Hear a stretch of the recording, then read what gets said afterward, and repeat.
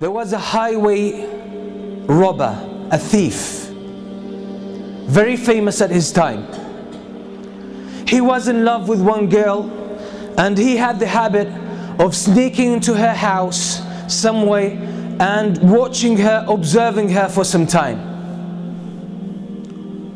And in night, he would go and attack caravans, Hajj caravans, travelers, and he would strip them of their property and their wealth and their belongings.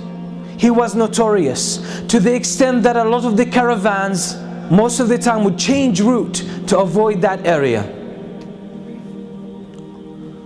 One night he climbs up the wall of the house of that girl that he loves, and he sneaks into the house, and as he was making his way into the house, someone was praying Qiyam al-Layl. Someone was standing before Allah subhanahu wa ta'ala and praying at night alone, reciting the words of Allah subhanahu wa ta'ala, أَلَمْ يَأْنِ لِلَّذِينَ آمَنُوا أَن تَخْشَعَ قُلُوبُهُمْ لِذِكْرِ اللَّهِ.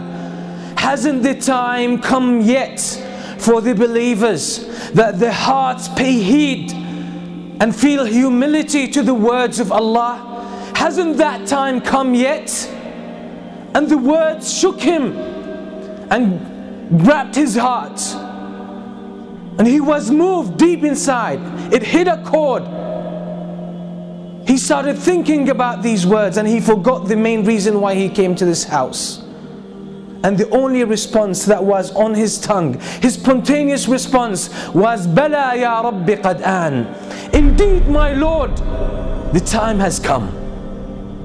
And that moment he changed. So he went out of his house, roaming aimlessly, contemplating his life, contemplating his past, his behavior, his reputation, and his future, and his relationship with Allah. He ended up with a group of people who gathered together, and they lit a fire, and there were travelers, strangers. He asked their permission to join them. He sat with them, and they were disputing whether to spend the night there or to carry on their journey. And one of them said, we should stay here because there's that famous thief, that famous robber. That's his area, and if we carry on traveling, he might jump on us, and we'll be in trouble. So let's spend the night here, then we will set off in the morning.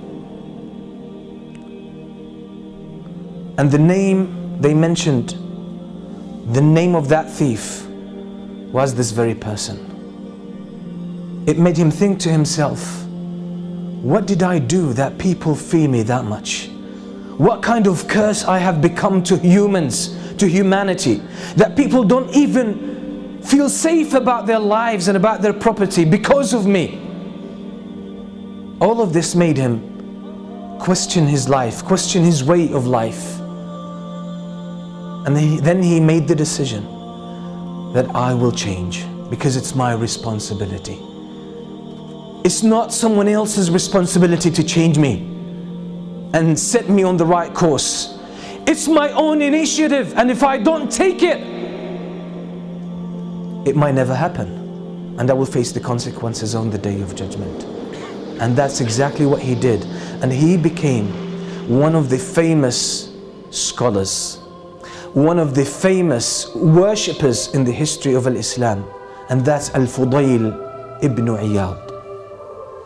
That's the story of Al-Fudayl ibn Iyad. Until today, the books that talk about our relationship with Allah subhanahu wa ta'ala, how to purify ourselves, how to become better Muslims, better believers, have dozens of his beautiful statements full of wisdom, who was one day a thief, famous one.